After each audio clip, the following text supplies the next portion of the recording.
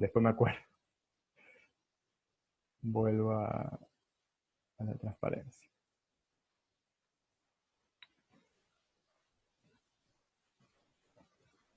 ¿Qué pasa?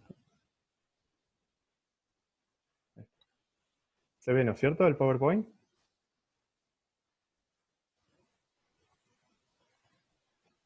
Sí, creo que sí. Bien, entonces, como en el ejemplo que vimos recién, tenemos reacciones que son espontáneas y que liberan calor, ¿sí? Ustedes ya algo de esto han visto en química general, y vamos a hacer, como les decía recién, un repaso rápido, pero es como para entrar en tema. Entonces, acá les estoy poniendo como ejemplo una reacción de combustión, o sea, cómo se quema metano, ¿sí? Combustión de metano con oxígeno, que da dióxido de carbono e hidrógeno. Entonces, fíjense que en esta reacción, que ustedes saben que es espontánea y que es exotérmica, que libera calor, se están produciendo una serie de rupturas de enlaces químicos y de formación de nuevos enlaces. Por ejemplo, voy a estar rompiendo enlaces carbono-hidrógeno de la molécula de metano, enlaces oxígeno-oxígeno de la molécula de dioxígeno, y vamos a estar formando enlaces nuevos de carbono-oxígeno, en el caso del dióxido de carbono, y de oxígeno-hidrógeno en el caso de la molécula de agua. Entonces, en general, si tenemos una reacción donde la sumatoria de las rupturas de enlace, o sea, uno ya lo tiene como una cuestión bastante intuitiva, ¿no? Que romper enlaces en general va a costar energía, ¿sí? Si era un enlace de una molécula que era estable, como el metano, si yo quiero romper esos enlaces carbono-hidrógeno, eso me va a costar energía, voy a tener que invertir energía.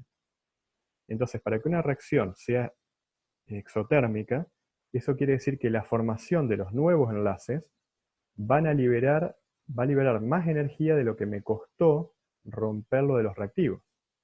Por lo tanto, si eso ocurre, como en el caso de la combustión de metano, que sabemos que es algo que nosotros usamos usualmente para calentar,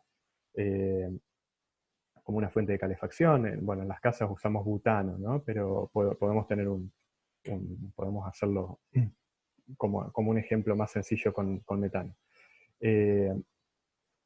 Podemos formar moléculas que sean más estables, o sea, enlaces que liberen más energía de la que consumí, como la formación de agua y de dióxido de carbono.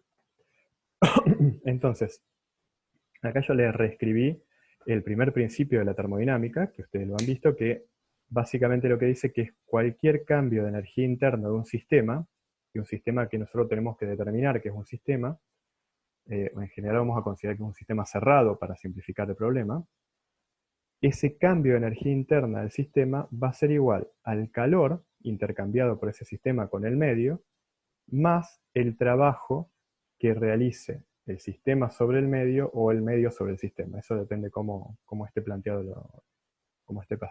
la cuestión. Otra, a partir de esta cuestión del calor, que por ahí yo no voy a entrar en mucho detalle ahora porque si no nos va a alcanzar la clase, pero en cualquier caso ustedes repásenlo de química general y hagan consultas, ¿sí? Lo pueden consultar si no se acuerdan o si algún tema les resulta un poquito confuso. Desde el punto de vista químico, a nosotros nos sirve más trabajar con la entalpía que con el calor. Y eso se debe a varios motivos.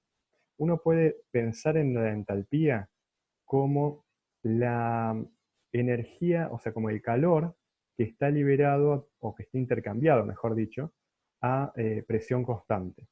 Como la mayor parte de las reacciones que nosotros vamos a estudiar están hechas a presión constante, nos resulta más útil trabajar con la entalpía. Además, la entalpía tiene una propiedad termodinámica, que creo que ustedes la vieron, si no después me lo dicen, que es una función de estado.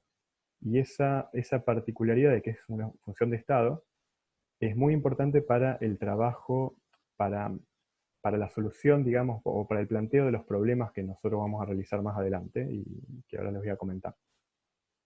La propiedad más importante de una función de estado es que no depende del camino que uno elija para llegar desde un punto, no, de una situación inicial a una situación final.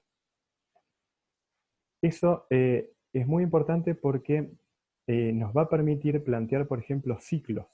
¿Sí? Ya vamos a ver que vamos a trabajar con ciclos, por ejemplo, ciclos de Bohr-Haber, o vamos a plantear la ley de Hess, que es sumatorias de reacciones químicas.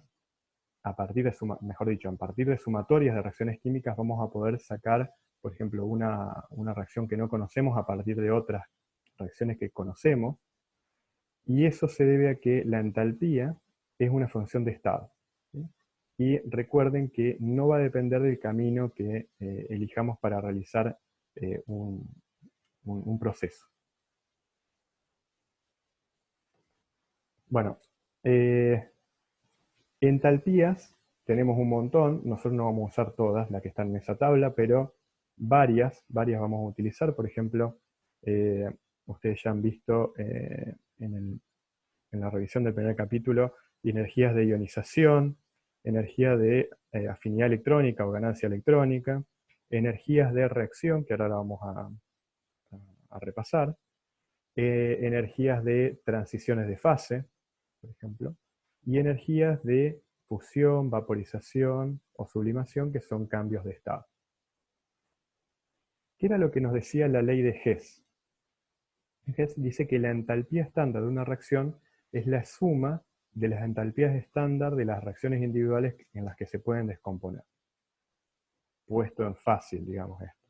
¿Qué quiere decir? Que yo puedo plantear una reacción, una entalpía de una reacción química, como la sumatoria de las entalpías de formación de los productos multiplicada por su coeficiente estequiométrico menos la sumatoria de las entalpías de los reactivos multiplicado por su coeficiente estequiométrico. Y ahora ustedes se tienen que acordar que las entalpías de formación de un compuesto puro en su estado estándar valía 0. ¿Sí? Por ejemplo, la entalpía de formación del oxígeno 2, del O2, es 0.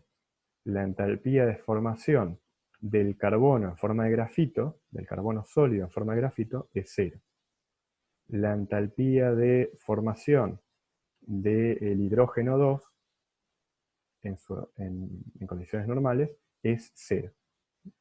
Entonces, a partir de saber esto y de tablas de datos, nosotros vamos a poder calcular, ustedes pueden calcular, cualquier entalpía de reacción.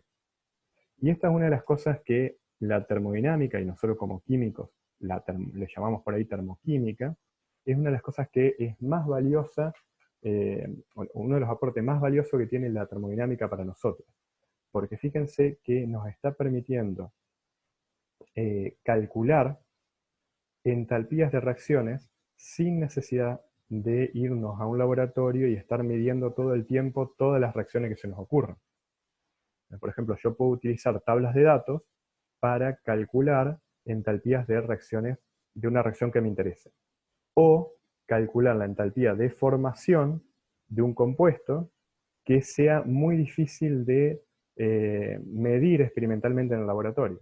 Pero como yo tengo una base de datos suficientemente grande, con esos datos yo puedo calcular, a partir de la ley de Hess, despejando términos básicamente, la entalpía de formación de un compuesto que a mí me interesa. Todo eso que acabo de decir está resumido en esta transparencia, y les repito, esto es repaso, ¿no es cierto? Ustedes vayan y mírenlo de vuelta de su libro de química general, y si hay algo que no entienden lo vamos consultando. Esto está resumido en forma de esquemática de una molécula A que reacciona con una molécula B con sus coeficientes estequiométricos y da I moléculas de I y Z de Z. Y no solo a partir de esta descomposición, a partir de pasos, podemos calcular la energía, la entalpía de reacción de esta reacción a partir de la suma de los productos multiplicados por sus coeficientes estequiométricos menos la sumatoria de los delta H, de las entalpías de formación de sus reactivos. Recuerden, esto es muy general y es muy poderoso, como les decía recién, porque nos va a permitir calcular cualquier reacción química o la entalpía de cualquier reacción química que querramos a partir de conocer las energías de formación. O, de otra forma también muy importante, es que si yo puedo medir experimentalmente o tengo capacidad de tener este dato de energía de reacción y de las otras energías de formación, pero una no, porque es un compuesto, como les decía antes, difícil de medir experimentalmente, lo puedo despejar, ¿sí?, de esta ecuación y puedo obtener la energía libre, la entalpía de formación para este compuesto. Todo lo que acabo de decir vale también para la entropía y para la energía libre de Gibbs, que también son funciones de estado que nos van a interesar mucho.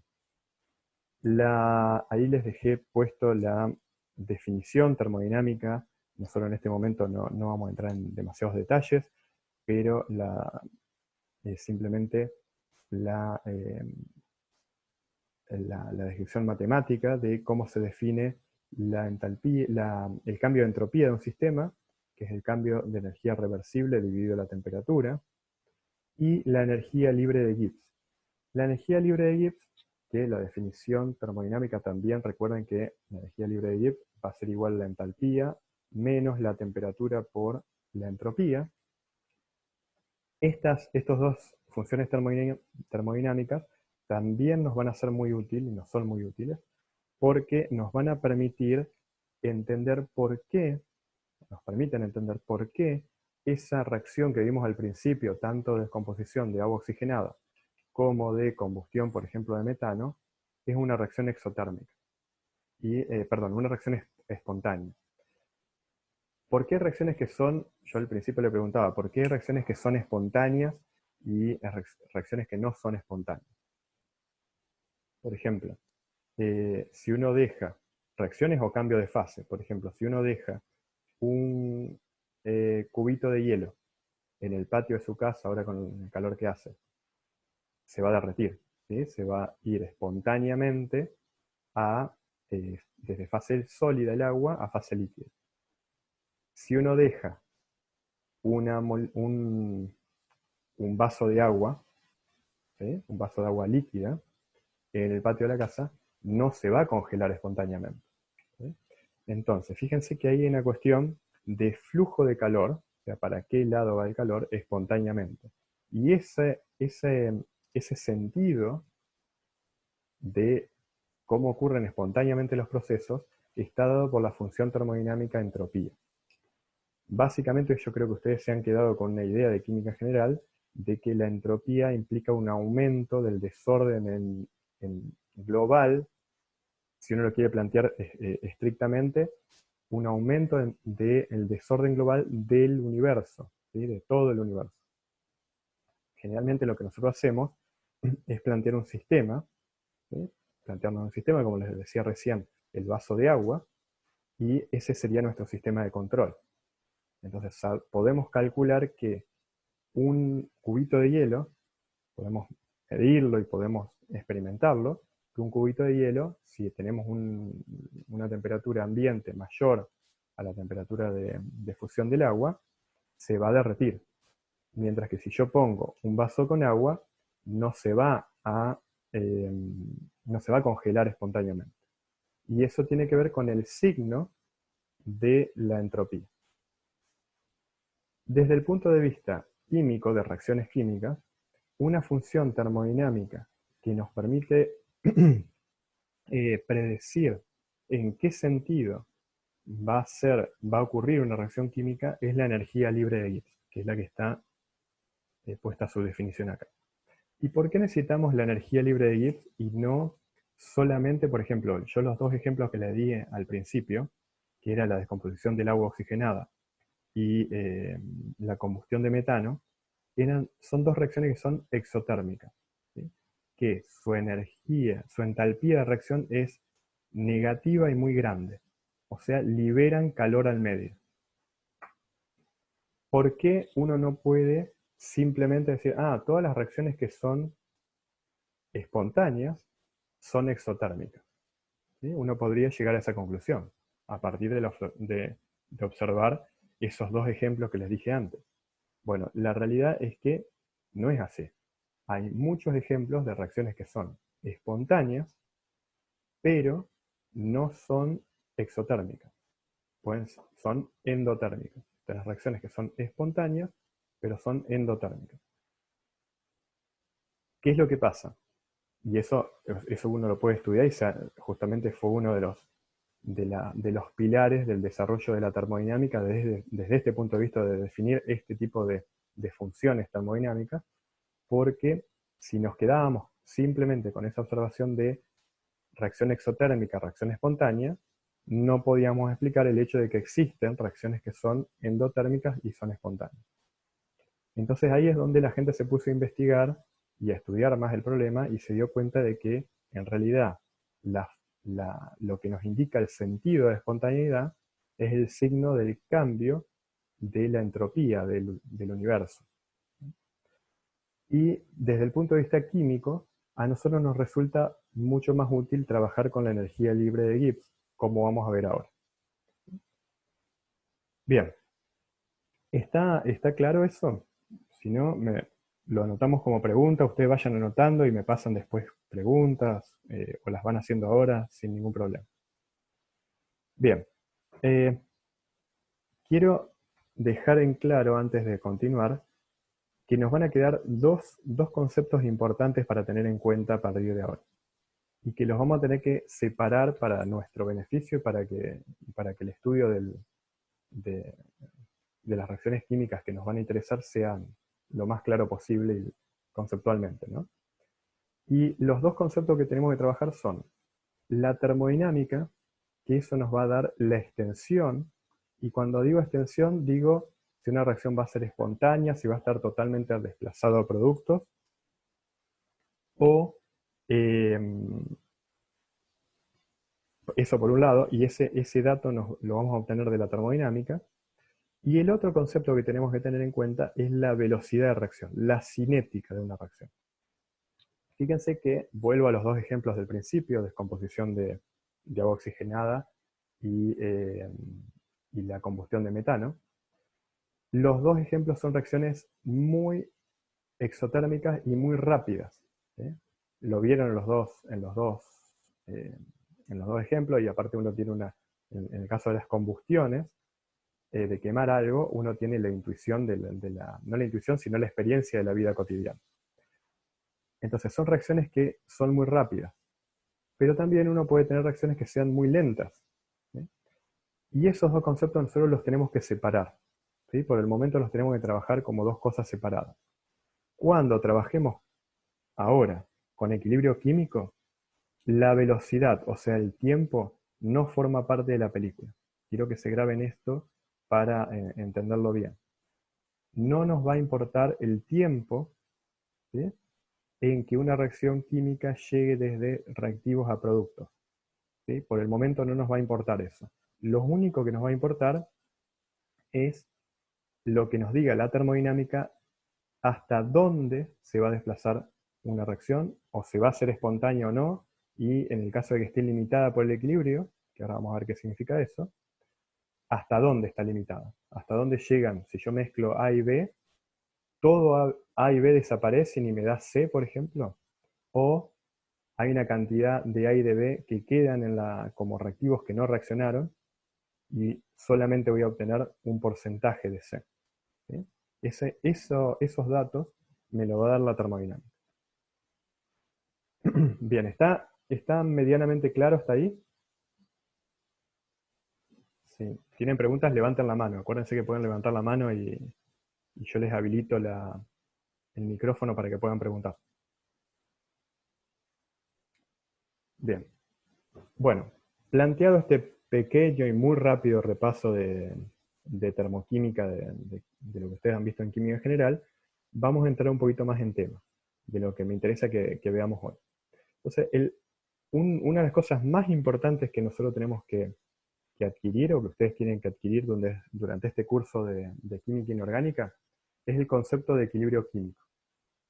Y lo vamos a aplicar a reacciones, por supuesto, muchas reacciones de química inorgánica, Pero esto, yo lo que quiero que quede claro que es general.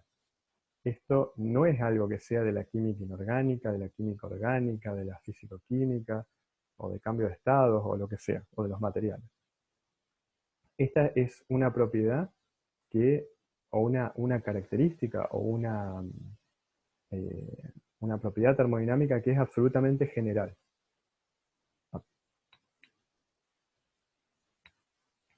Hola, hola, ¿me escuchan? Ahí volvimos. Bien, entonces, el diagrama que está puesto y las ecuaciones que están puestas en la pantalla es un ejemplo bien general de cómo nosotros tenemos que entender el concepto de equilibrio químico. Y les repito, esto vale para reacciones en fase gas, como estoy poniendo acá como ejemplo, A queda B en fase gas, vale para reacciones ácido-base en solución líquida, vale para reacciones electroquímicas, es absolutamente general. Entonces, si ustedes recuerdan, la energía libre de reacción, la energía libre de Gibbs de reacción, es igual a la energía libre de reacción estándar, que es la que podemos calcular a partir de la energía libre de formación de productos menos reactivos, más RT logaritmo de Q. ¿Qué era Q? Era el producto, en este caso la división, de la concentración o presiones parciales de productos sobre reactivos. Entonces, acá lo que estoy poniendo es un diagrama de reacción.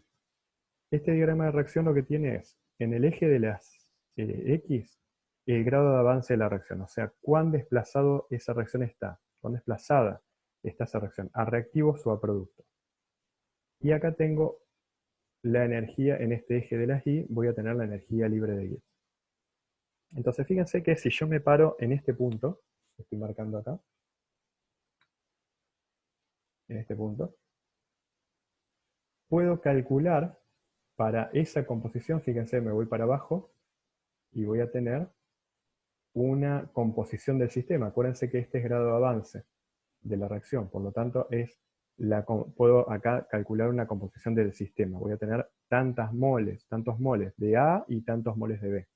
Calculo Q, ¿sí? Hago P sobre B sobre A digo, calculo Q y con eso, con ese parámetro, calculo la energía libre de la reacción en ese punto. Y fíjense que la pendiente, acuérdense que esta es la pendiente, está dando negativa.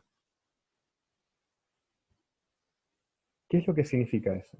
Si yo tengo una reacción, tengo una mezcla, mejor dicho, de reactivo y de producto, cuyo valor de energía libre de Gibbs es negativo, eso me está indicando que la reacción va a ser espontánea en el sentido en que estoy planteando la reacción.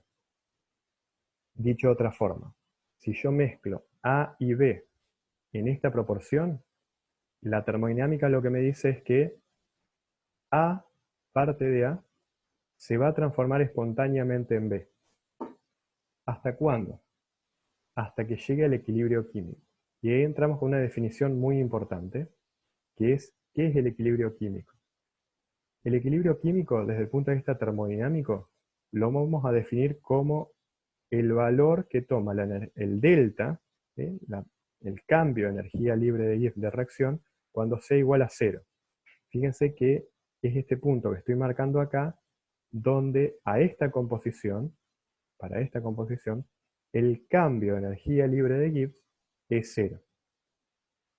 Y ese es el punto de equilibrio químico. Por lo tanto, si me voy para el eje de las X, esta va a ser la composición de equilibrio de este sistema. Y si yo lo dejo, ¿sí? Si mezclo A y B precisamente en esta composición, no va a ocurrir nada. No va a ocurrir ningún cambio apreciable. Si yo mido la composición, la concentración de A, o el número de moléculas de A y el número de moléculas de B a lo largo del tiempo, nunca va a cambiar. ¿Por qué? Porque estoy en la condición de equilibrio químico. No hay ninguna razón termodinámica que que implique que esa composición cambie, ¿sí? Por lo tanto, se va a mantener inalterada. Por otro lado, puedo irme para el otro lado de la curva. Si yo me voy a este punto, fíjense, este punto que está acá, la pendiente, el cambio de energía libre de Gibbs, es positivo. Eso me indica que tengo mayor concentración de B que la que corresponde al equilibrio. Entonces B va a caer, ¿sí? B va a transformarse en A, ¿hasta cuándo? De vuelta, hasta que llegue a la condición de equilibrio. Todo esto que les acabo de decir desde el punto de vista de la explicación, lo podemos plantear en función de ecuaciones. Entonces, de vuelta, la composición de equilibrio está dado porque este valor de energía libre de Gibbs de reacción, cambio de energía libre de Gibbs de reacción, sea cero, por lo tanto es igual, ese cero va a ser igual a la energía libre de Gibbs estándar de esa reacción, más RT logaritmo de, en vez de Q, voy a poner K. Y acá es donde surge la definición de constante de equilibrio. ¿Sí? La constante de equilibrio es la productoria de las composiciones de los reactivos y productos en la composición de equilibrio. Esto es importante que lo tengamos siempre presente. Cuando nosotros tenemos K acá, eso quiere decir que la presión de B, la presión parcial de B en este ejemplo, y la presión parcial de A en este ejemplo, están en la condición de equilibrio. Y voy a tener esta ecuación, bueno, despejando de acá, ¿no? Que me va a vincular, y esto es muy importante, y ténganla muy presente esta ecuación porque la vamos a usar muchísimo. Esta ecuación me está vinculando el valor de la constante de equilibrio, ¿sí? Y recuerden, si hablo de constante de equilibrio, hablo de relación de composición de reactivos y productos en el equilibrio, con un valor termodinámico, que es la energía libre de Gibbs, estándar de reacción. Ese valor yo lo puedo sacar de tablas. Fíjense que si conozco la energía libre de Gibbs de formación de B, la energía libre de Gibbs de formación de A, calculo el delta de reacción estándar de A a B. Por lo tanto, este número, ¿sí? Este valor de energía libre de Gibbs de reacción, lo puedo conocer. Y si lo conozco, puedo calcular el valor de K. Y a su vez, puedo calcular la composición de equilibrio. Entonces, fíjense lo poderoso que es esta herramienta termodinámica. Sin necesidad de hacer ningún experimento en el laboratorio, porque hay alguien que ya me midió, para mi comodidad, las energías libres de formación de muchos compuestos, yo puedo calcular la composición de equilibrio de cualquier sistema que se me ocurra. Y les voy a dejar este ejemplo. Ahora ya nos queda 1 minuto y medio de esta sesión. Quiero que vean este ejemplo mientras hacemos 5 minutos, tenemos 5 minutos de descanso. Miren este ejemplo y después lo retomamos. Fíjense que es el mismo, un ejemplo similar con números ahora al que estábamos haciendo recién. Tenemos tetróxido de nitrógeno, que se descompone a dióxido de nitrógeno, temperatura constante, y acá yo les puse valores para calcular la composición de equilibrio. Y tenemos acá abajo las energías libres de formación del dióxido y del tetróxido. Entonces fíjense que según lo que vimos antes, con estos valores, simplemente con estos valores de tabla, vamos a poder calcular la composición de equilibrio de este sistema. Entonces vamos a hacer un descansito ahora de 5 minutos. Fíjense si podemos plantear ese problema y lo vamos a resolver juntos acá con el pizarrón, en el pizarrón. Bueno, nos vemos en 5 minutos entonces.